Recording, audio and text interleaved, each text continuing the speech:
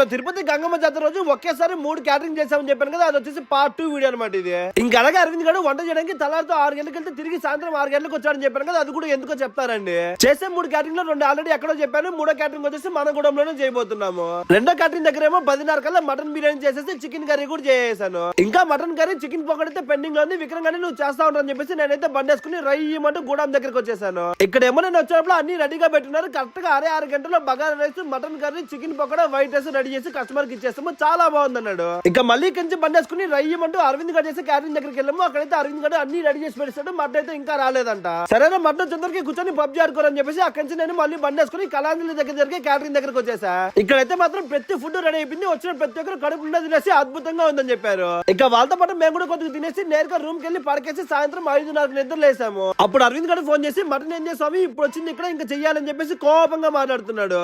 సర్లేరా అప్పుడప్పుడు అలా జరుగుతుంది, కొద్దిగా అడ్జస్ట్ చేసుకురా ప్లీజ్ అని చెప్పేసి మా వాడికి ఎట్టొకటి నచ్చ చెప్పి అక్కడ కూడా మటన్ కర్రీ చేపించేసి 3 క్యాటరింగ్లు సక్సెస్ గా కంప్లీట్ చేసాం.